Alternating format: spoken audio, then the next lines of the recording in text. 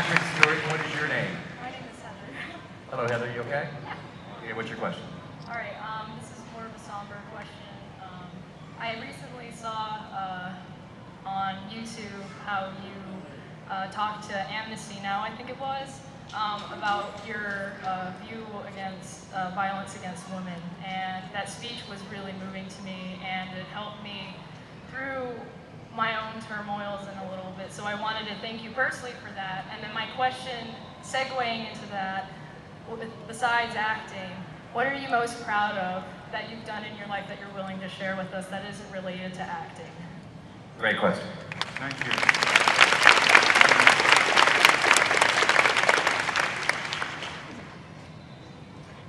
I think you have very beautifully linked the important things together. The work that I do in campaigns about violence towards women, particularly domestic violence, is something that grew out of my own childhood experience. And I'm associated particularly with one organization in England called Refuge, which has, since the 1970s, provided, among many other services, safe houses for women and children. And I mean safe houses, where they can go and feel, perhaps for the first time in years, secure with their children.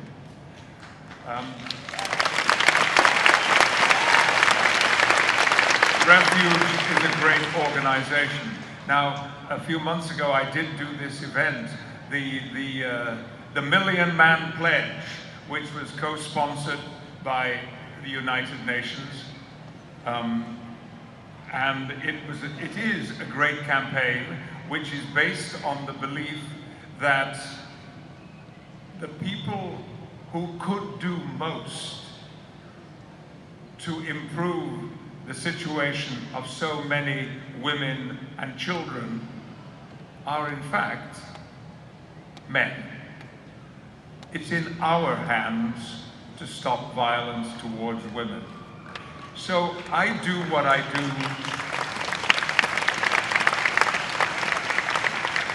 I do what I do in my mother's name because I couldn't help her then. Now I can. But since, and I've talked often about this, I'm on record about my childhood, but last year I learned things about my father that I didn't know and my elder brother didn't know.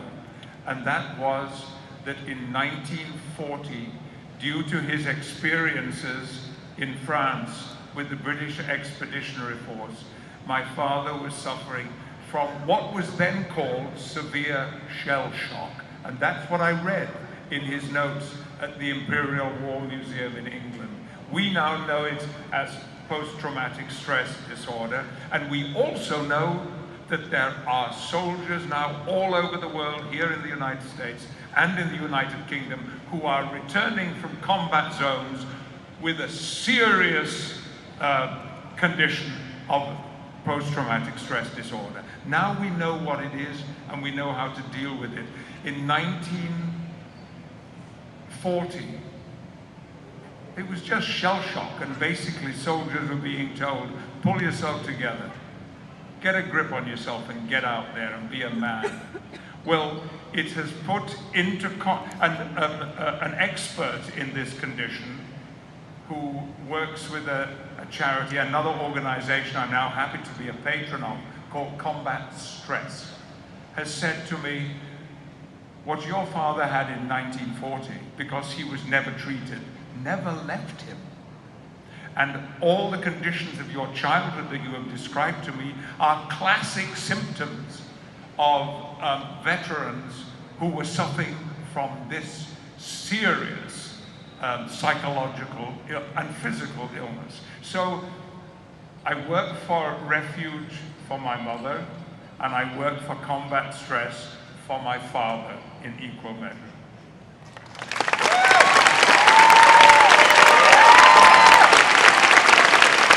Thank you so much. Beautiful story. Thank you. My dear, are you okay? You are. The thing that happened, it's past, and it was just a point of accepting that that it was okay, that it happened, and that that I wasn't. Because one thing I've noticed is there's still that shaming of the women, Yes. and so Yeah. that speech really just finally let me say it's okay that happened, and I can move on and heal. So I really appreciate it, I really do. As a child, I heard in my home doctors and ambulance men say, Mrs. Stewart, you must have done something to provoke him. Mrs. Stewart, it takes two to make an argument. Wrong.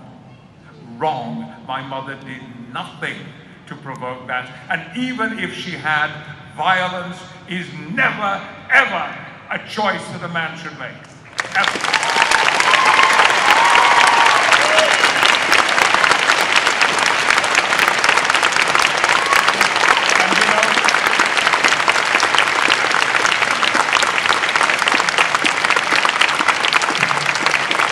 Guys, thank you.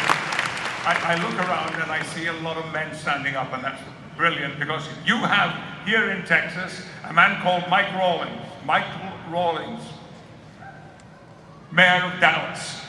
Michael was with me on that platform at the United Nations event, and he spoke so potently and so powerfully about these issues.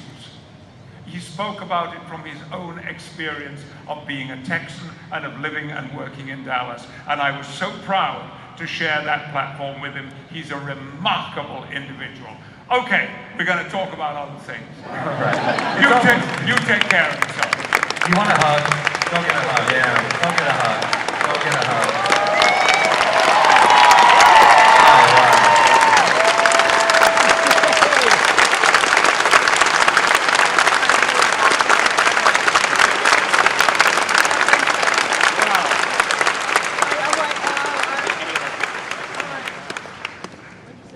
Almost impossible to follow. So.